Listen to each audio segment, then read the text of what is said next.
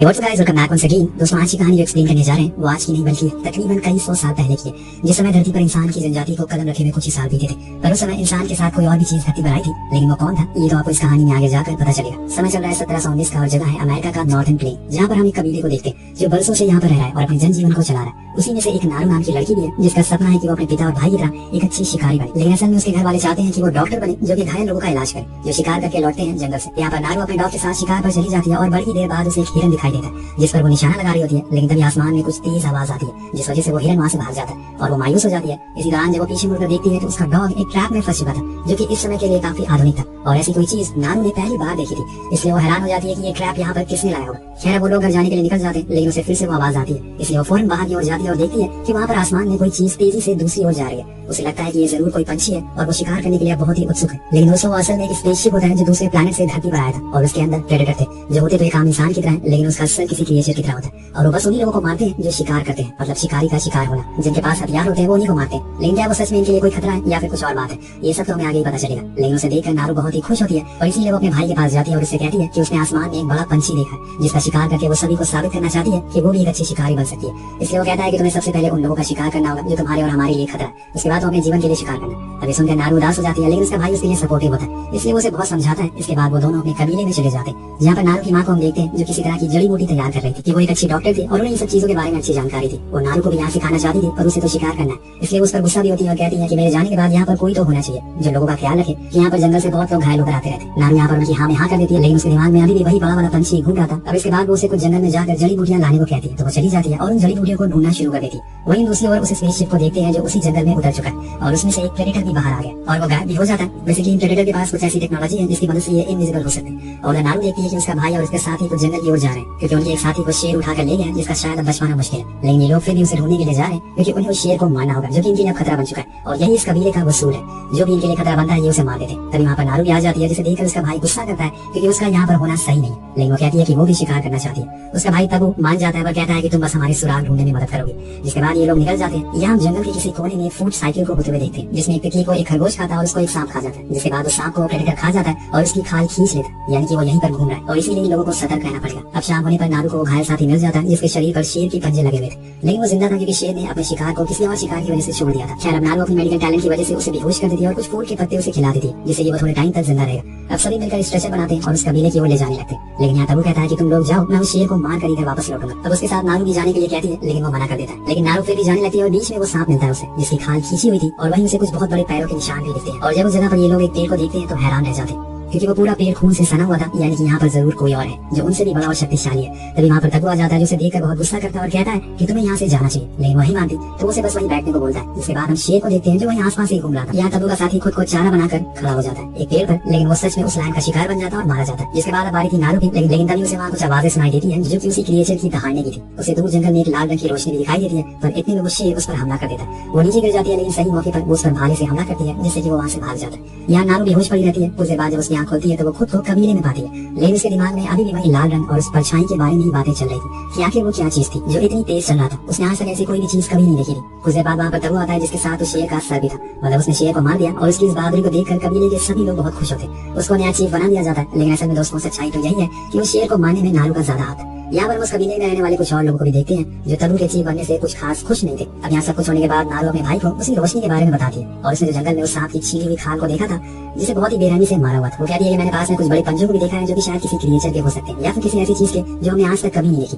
लेकिन उसका भाई कहता है कि तुम्हें नींद की जरूरत है, इसलिए जाकर सो जाओ। कोई भी उसकी बात पर यकीन नहीं कर रहा था, इसीलिए वो खुद भी ठान लेती है कि वो उस चीज को पता लगा कर रहेगी और इसीलिए वो अगले दिन सूरज उगने से पहले अपने डॉग के साथ जंगल की ओर निकल जाती है। और कुछ ही दूरी पर उसे एक पेड़ पर हरा कलर का लिक्विड भी दिखाई देता है जो शायद उसे प्रेडेटर का खून हो सकता है। उसके पास उसे कुछ बड़े पंजों के निशान भी दिखते हैं जो सबूत दे रहे थे कि वो यहीं आसपास ही। उसे ढूंढते ढूंढते शाम हो जाती है, इसीलिए वो खुद के खाने के लिए एक रैबिट का शिकार करती है और इसके लिए वो गॉड ऑफ वॉर की तरह एक एक्स बनाती है, जिसके बाद वो उसे पकाकर खा जाती है और उसी रात उसी जंगल में बिताती है। अब अगले दिन हम खुले मैदान को देखते हैं जहाँ पर एक भेड़िया भागते हुए शिकार कर रहा था, लेकिन तभी वो किसी चीज से टकरा जाता है और फिर वो उस चीज को खाना शुरू कर देता है। वो भेड़िया भी उसे काटता है जिसकी वजह से उसके अंदर से ग्रीन कलर का खून निकलता है और ये कोई और नहीं बल्कि वही प्रेडेटर था। इसका खून असल में हरे रंग का होता है क्योंकि ये ग्रीन फ्लैग है। अब वो भेड़िया को मारकर उसकी रीढ़ की हड्डी यानी कि स्पाइन को निकाल लेता है जो कि प्रेडेटर के शिकार करने की निशानी है। उधर हम नारू को देखते हैं जो कि अपने सुबह के खाने के लिए शिकार पर निकली थी तभी उसकी नजर एक मैदान पर पड़ती है जहाँ पर कई सारे जंगली भैंसें मरी हुई थी। उनकी स्किन भी छीली थी। नारू उसके पास जाती है और वहाँ से एक शिकार पड़ा हुआ मिलता है जिससे वो समझ जाती है कि ये जरूर इंसानों का काम है जो यहाँ पर शिकार करने के लिए आए। अब वो कुछ कर तो नहीं सकती, इसीलिए वो आगे बढ़ती है और तभी उसका पैर एक दलदल पर पड़ता है जिसमें वो धंसती चली जा रही थी, लेकिन सही मौके पर उसने अपनी रस्सी को फेंक कर खुद की जान बचा ली थी। यहाँ से वो नदी के पास जाती है और खुद को साफ करने के लिए जहाँ उसकी नजर सामने एक भालू पर पड़ती है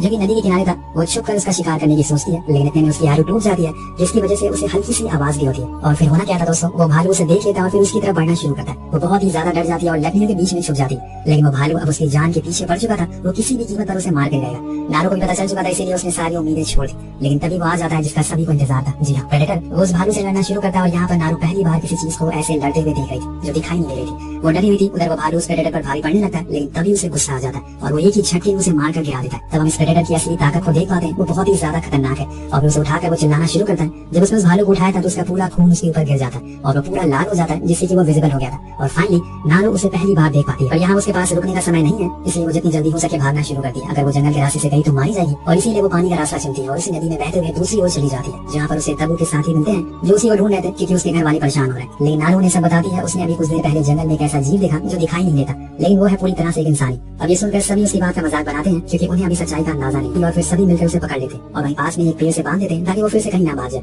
अब इसके बाद वो लोग अपने खाने के लिए एक रैबिट को पकड़ते हैं, पर इसी बीच एक लेजर आकर एक लड़की पर लगती है। वो सभी हैरान थे कि आखिर ये क्या चीज है। दरअसल ये प्रेडेटर था और उसने उन सभी लोगों के हाथों में हथियार देख लिया था जो कि उसे पसंद नहीं है, इसलिए वो सभी को मारना शुरू कर देता है। अब यहाँ पर नारू बंधी हुई थी तो वो जैसे जैसे करके खुद को छुड़ा लेती है और फिर वहाँ से भागना शुरू कर देती है। इतने में उस प्रेडेटर ने सभी की खोपड़ी तोड़ दी थी। उधर नारू भागते हुए एक मैदान में पहुंच जाती है जहाँ पर उसे अपने एक और साथी मिलता है जिसे वो लेटने को बोलती है, लेकिन प्रेडेटर असल में अपने शिकार को उसके अंदर से निकलने वाली हीट यानी ऊर्जा के जरिए ढूंढता है और यहाँ भी उसने यही किया जिस वजह से वो लड़का उसके चंगुल में आ गया और यहाँ नारू बचकर भाग जाती है। लेकिन आगे जाकर वो एक ट्रैप में फंस जाती है और असल में वो भी उसके पीछे ही था, लेकिन वो उसे ट्रैप में फंसा हुआ देखकर वहाँ से चला जाता है बिना मारे। अब कुछ देर बाद वहाँ पर कुछ इंसानी शिकारी आते हैं जिनके हाथ में बंदूकें थी। उन्होंने उस ट्रैप को लगाया था और उन्होंने उन भैंसों को भी मारा था, लेकिन उन्हें ये नहीं पता कि उनसे भी बड़ा एक शिकारी आ चुका है। सारे इंसान नारू को पकड़कर अपने कैंप में ले जाते हैं जहाँ पर उसके पास एक आदमी आता है, उसकी भाषा तो जानता था, इसीलिए वो उसे कहता है कि अगर तुम्हें उस प्रेडेटर के बारे में कुछ भी पता है तो हमें बता दो क्योंकि उसने हमारे बहुत से लोगों को मार गिराया है। दरअसल दोस्तों इन्हें पता था कि वो प्रेडेटर कितना खतरनाक है, लेकिन यहाँ पर नारू कहती है कि उसे कुछ भी नहीं पता।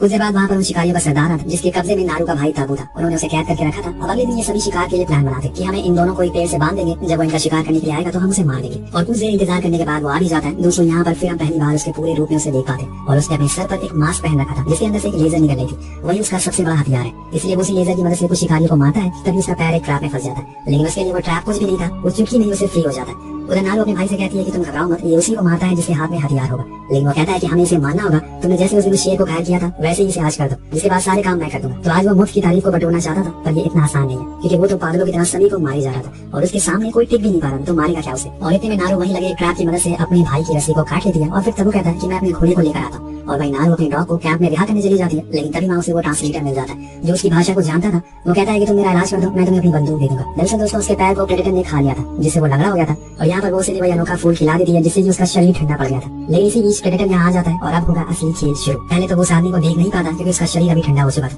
इसीलिए उसके हाथ पर चलकर गुजरता है, लेकिन तभी वो चीखने लगता है और इसके बाद वो उसे पूरा ही खत्म कर देता है। तभी वहाँ तबू आ जाता है और अचानक से उस पर हमला करता है। वो उसके मास्क को गिरा देता है। यहाँ हम देखते हैं कि उसके मास्क गिरने की वजह से वो लेजर एक पेड़ की ओर जा रही थी जिसकी वजह से उसके सारे तीर उसी पेड़ पर जाकर लग रहे थे, इसलिए उस पर हमला नहीं कर पाता और ये चीज नारू भी देख लेती है। लेकिन वो प्रेडेटर उससे भी चालाक होता है, वो इनविजिबल हो जाता है और फिर बहुत ही बेरहमी से तबू को मार डालता है उसकी बहन के सामने। यहाँ पर नारू से ट्रांसलेटर की बंदूक को भी इस्तेमाल करने की कोशिश करती है, लेकिन कोई फायदा नहीं होता, वो उसमें बारूद नहीं भर पाती और इसीलिए उसे यहाँ से भागना पड़ता है। उधर नारू भागते हुए नदी के किनारे आ जाती है जहाँ पर उसकी नजर एक शिकारी पर पड़ती है जो कि जिंदा बच गया था, इसलिए नारू अब उसे एक चारे की तरह इस्तेमाल करने का प्लान बनाती है और इसके लिए वो शिकारी को पहले तो मारती है और फिर उसके पैर को काट देती है। उसके बाद उसी बंदूक को रख देती है और खुद को वो अनोखे फूल को खा लेती है ताकि उसका शरीर ठंडा रहे। और जब वो प्रेडेटर उस शिकारी को मारने के लिए आगे बढ़ता है और होता भी ऐसे ही है, जब उसके पास आता है तो वो नारू की एनर्जी को फील नहीं कर पाता, वो बस उस शिकारी को ही मारता है क्योंकि उसके पास हथियार था। लेकिन यह नारू सही मौके का फायदा उठाकर प्रेडेटर के सिर पर वार करती है जिसकी वजह से उसका वही लेजर मास्क गिर जाता है और उसे लेकर वो भागना शुरू कर देती है और आगे जाकर छुप जाती है। यहाँ वो एक ट्रैप बनाती है और उस मास्क को एक जगह पर रख देती है। उसने एक पेड़ के अंदर कई सारी नुकीली लकड़ियों को घुसा दिया था, शायद उसे इस तरह से मारना चाहती है जब तक उस फूल का असर होता है तब तक नारू से लड़ती रहती है और उसे अच्छा सबक सिखाती है। लेकिन जैसे ही उसकी हीट निकलना शुरू हो जाती है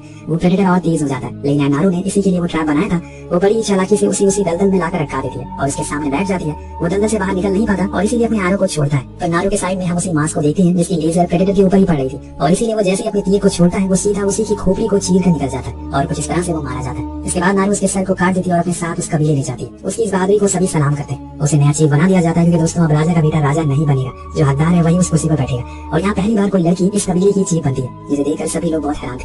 वहाँ पर उसका डॉग भी आता है जो किसी दूसरी ओर देखकर भौंकना शुरू कर देता है। जब नारू साइड देखती है तो हम वहाँ पर दोस्तों कुछ और प्रेडेटर को देते हैं। तो हम वहाँ पर दोस्तों कुछ और प्रेडेटर को आते हुए देखते हैं, यानी कि अभी ये कहानी खत्म नहीं हुई है। इसके आगे क्या होगा, क्योंकि अब तो तबू भी मर चुका है और नारू किसके साथ इस जंग को लड़ेगी, वो अकेली बढ़ चुकी है। ये सब हमें दूसरे पार्ट में देखने को मिलेगा। अब दूसरा पार्ट कब आएगा ये हमें पता नहीं। बल कहानी आपको कैसी लगी नीचे कमेंट करके जरूर बताएगा। मिलते हैं अगले